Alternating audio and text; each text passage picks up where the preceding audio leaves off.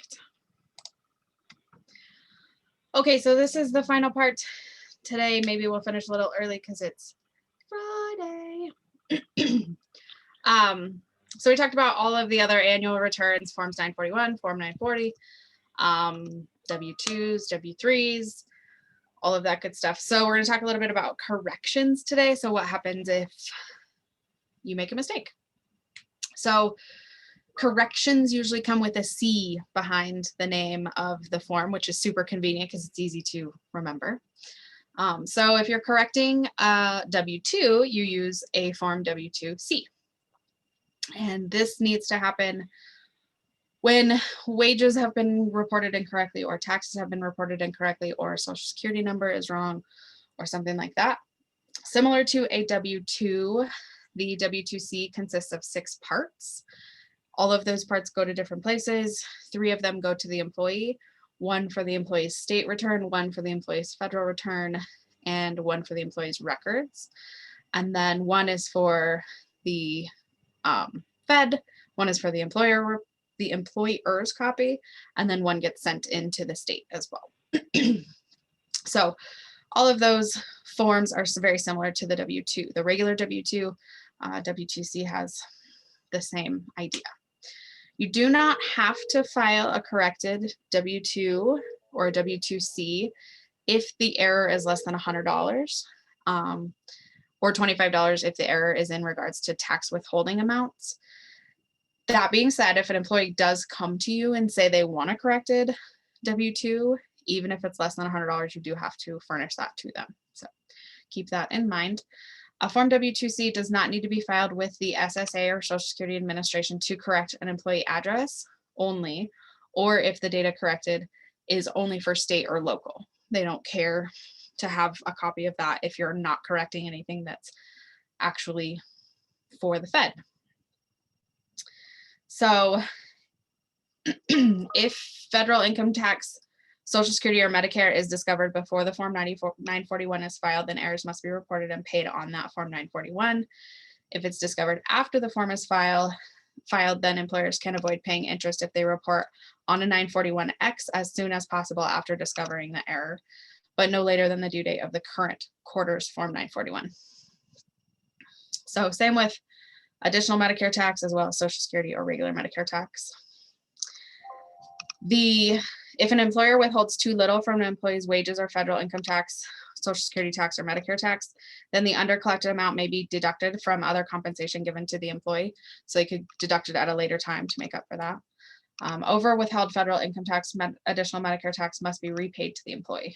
The repayment must occur before the end of the calendar year during which the error was made. All right.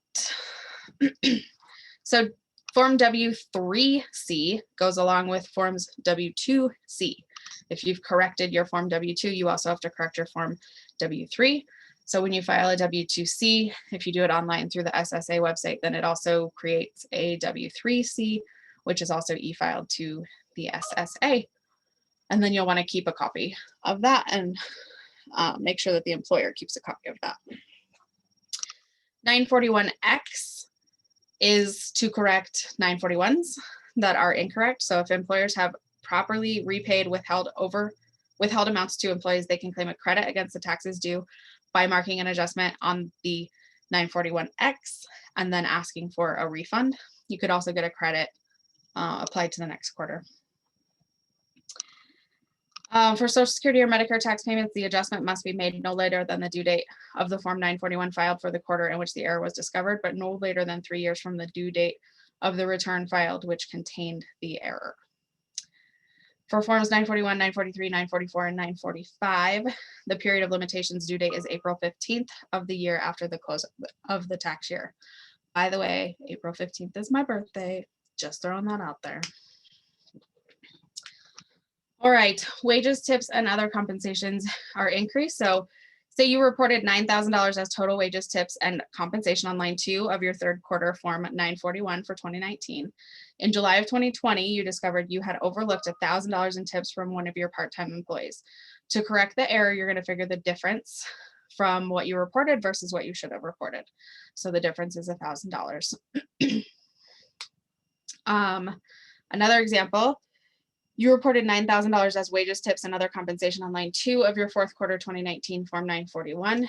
In December of 2020, you discovered you included $2,000 in wages for one of your employees twice. So to correct the error, you're going to do exactly the same thing, figure out the difference, but this time the corrected amount is lower than the original amount, therefore it's a negative. So it'd be negative 2,000.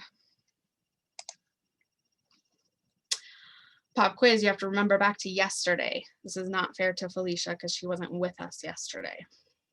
Form 943 is which one? Quarterly employer's tax return, annual employer's tax return, annual employer's tax return for agricultural employers, or annual tax return for non-payroll federal taxes. Can I answer? Can you answer? Of course you can. I think it's C. C. Is it? Yes. Okay. I would agree. Don't make that face, Melissa. 941 is the first one, the quarterly employer's tax return. Annual employer's tax return is the 944, and that's only if you have less than $1,000 liability and you're a 944 filer with the IRS. Felicia is correct. 943 is the employer's tax return for agricultural employees, and 945, the last one, which is the annual tax return for non-payroll federal taxes. Good job.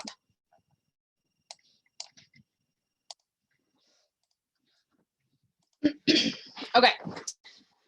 Correcting returns for an 843. An 843 is a claim for refund and request for abatement. So Form 843 you can use Form 843 to request an abatement of an overassessment or the unpaid portion of an overassessment if more than the correct amount of the interest or penalties has been assessed. Generally, you're going to file a separate Form 843 for each tax period and each type of tax. Employers cannot use Form 843 to request an abatement of tax or income tax withholding overpayments. Employers must use tax form that corresponds to the tax return previously filed to make an adjustment or claim a refund or abatement of Social Security and Medicare taxes or income tax withholding overpayments. So bottom line, if you filed a Form 941, to correct it, you're going to use a 941X. A 943, you're going to correct it using a 943X, and a 944, you're going to correct it using a 944X. Deceased employees can get kind of complicated. Wages paid to a deceased employee's estate or legal representative after the employee dies, but in the same year of death, are not subject to federal income tax withholding, but they are subject to Social Security, Medicare, and FUTA. Wages paid to a deceased employee's estate or local representative after the year of the employee's death are not subject to federal income tax withholding or Social Security, Medicare, or FUTA, and should be reported only in box 3 of Form 1099 MISC, which we talked about those ones yesterday. And that Form 1099 MISC would be in the name of the beneficiary of the payment. So if it's in the same year the employee dies, it is subject to Social Security, Medicare, and FUTA taxes. If it's after the year the employee dies, then it's not subject to those things.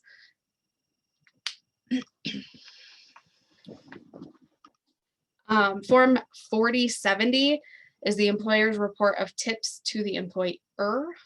It is for employees to provide the total of all tips the employee receives in a period of time no longer than 1 month.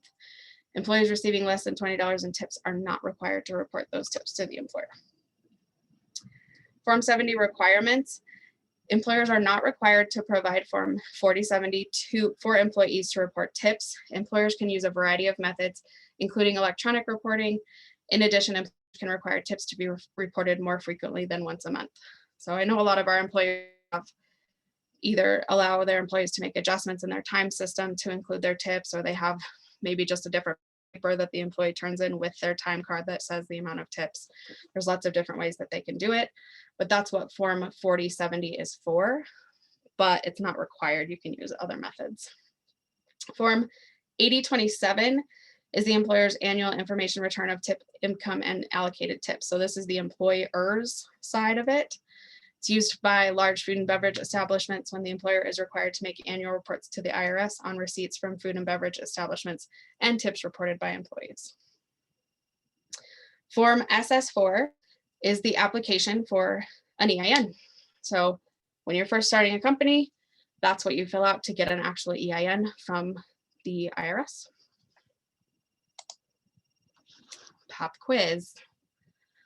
Voiding a check issued in error after all returns were filed will require all of the following procedures except a refund by other taxing agencies, a refund to the employee, a refund by the IRS, submission of Form W-2C.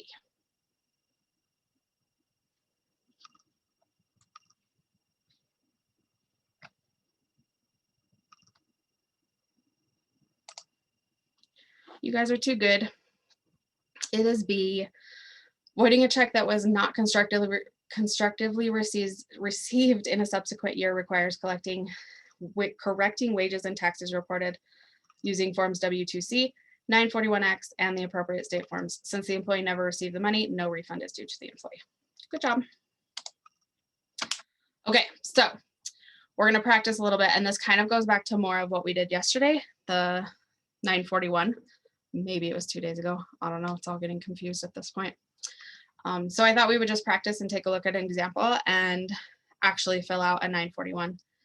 So on this example, we're going to complete a Form 941 as well as a Schedule B for third quarter of 2020 for East Bridge Closers, a semi-weekly depositor that pays wages bi-weekly on Fridays. So there's all their good information. So if I take the information a piece at a time, the first pieces of the information that they gave us were the name, address, and EIN of the company. So to put those on the 941, we're going to take the name and the EIN, and we're going to put those in the appropriate places on the 941. At the bottom, I did include the very top of each page has to have that employee name as well as the EIN on each page. So I have been a culprit of forgetting to put that on there. So make sure that you remember to put that on the top of each page of your 941 and your 941Xs. If you're ever doing a correction, that's the one I got in trouble on. So make sure that you're doing that. The address obviously goes on the address box. And then we are doing third quarter. So you're going to mark the checkbox for third quarter of 2020. So keep going. We're going to go down to the next section of the 941. The number of employees is going to go on line 1. Again, this is the number of employees on the 12th of the last month of the filing period. So if you're filing for first quarter, you're going to look at the number of employees paid on the pay period that includes March 12th. If you're doing second quarter, it's going to be the number of employees paid in the period containing June 12th. Same for third, same for fourth. Your total wages, tips, and other compensation is going to go on line 2. Your Social Security wages are going to go on line 5A. Your Medicare wages are going to go on line 5C. Your federal income tax withholding is going to go on line 3. You're going to do math. I know that's scary. And then you're going to get to your numbers that go in column 2 for lines 5A, B, C, and D, depending if you have stuff that goes in each of those. In this particular example, they don't have any tips and they don't have anything that's subject to additional Medicare withholding. So to check and make sure that everything is correct, I'm going to look at the actual Social Security tax that was withheld and the Medicare tax that was withheld. Now, the withheld portion is only half of what actually is due because the employer also pays the other half. So if I look at those numbers and I take half of them, I want to make sure that the numbers that were the withheld portion of from my employees' checks are half of what I got on the calculation when I did my 941. So much math, especially on a Friday. But it was really colorful. Thanks. I was running out of colors. I was like, man, we gotta have less boxes or something because I was getting to the end of my color palette.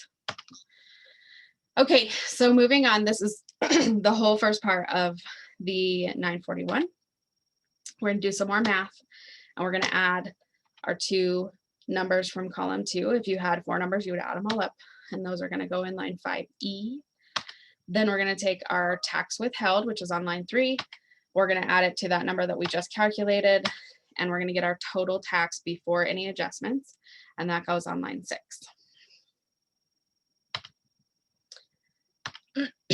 We're going to add all of our liabilities together that we paid, and we're going to get a total of $435,900, and that number is going to go on line 13. So the above lines we calculated all from the tax that was withheld and doing math. And on this particular example, they didn't have any adjustments for sick pay or group term life or anything like that, so we didn't have to worry about any of that. So since our total deposits for the quarter equal our total adjustments, then we get a balance due of 0, which of course is always a good thing.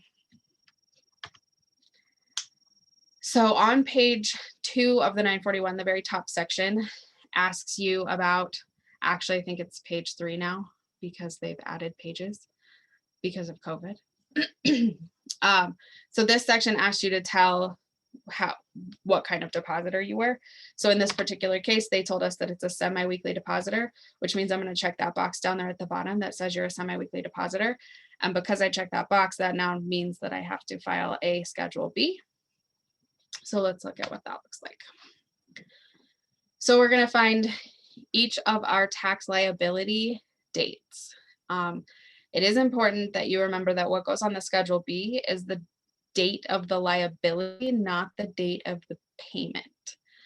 Many employers deposit them on the same day as the liability was incurred, so they would be the same in that case, but they're not required to be deposited the same day depending on what schedule you're on. So what goes on the 941B Schedule B is the actual liability date, not the payment date. In this case, they happen to be the same. So the July 3rd, we're going to take our month 1, find the 3rd day, and we're going to put that number in that box. July 17th, we're going to again stay in our month 1 section and find the 17th and put that in that box. 31st, find the 31st, and again, we're still in month 1. And then the total liability for the month, you would add all 3 of those numbers up, and that would go in the total liability box for month 1. August 14th, now we're down in month 2. So we're gonna find our month 2 section, go to the 14th day, and put in our liability amount.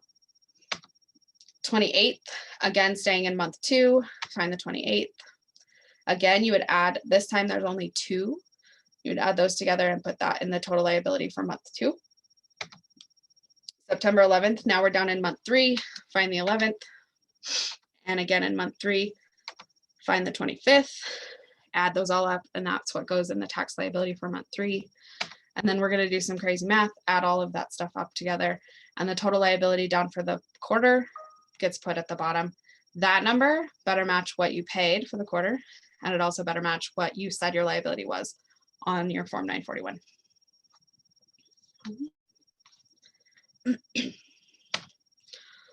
Well, I talked way too fast, clearly. So, does anybody have any questions?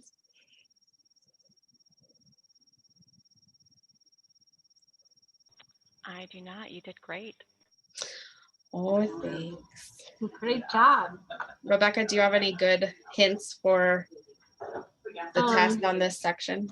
So I do have a couple of things that I would just like to point out. Make sure that you know those different forms and what you would have to do. So that one test or that little pop quiz that we had of, what would you do if you were voiding a check? And that was a specific scenario question that I had. So make sure you know those, make sure that you know what each form does, and also make sure you know how those forms are submitted, whether it's the fire system or, all of those things. So the one system that I don't think I necessarily talked about in here is the AIR system, and the AIR system is where ACA filing happens. That one's easy for me to remember because it starts with an A, AIR, ACA. Right. So those two go together. And then the fire is specifically for 1099s. You can do a few other forms through Fire too. I know I specifically had the ACA air system, and because I did the same thing in my head, and the fire system. Those were the two that were definitely noted on my test. So Yeah, and I think that those are the main ones. So Mhm. ACA goes with air. That's a good one to remember. agree. I was trying to think of any other things that I could think of. Obviously, the 941 is much more in depth now with COVID because they've added so many lines to it. But so I don't know if how many questions they'll ask that are specific to those COVID lines, but they are on the 941. The FFCRA stuff goes in the lines 5 where all the Social Security taxes and Medicare taxes are calculated, and then there's a worksheet 1, and worksheet 1 is dealing with FFCRA as well as ERC. So I just don't know with those changes if those will be on the test or not, but could be. Super. Anything else? Mm-mm. Not from me. Okay. Well, thanks for joining me. I hope that you're not going to be mad that you have an extra 20 minutes of your day on this Friday. But feel free to email, call, send up smoke signals if you have questions. Let me know. Bye. All right. Bye. Thank you. Thank you.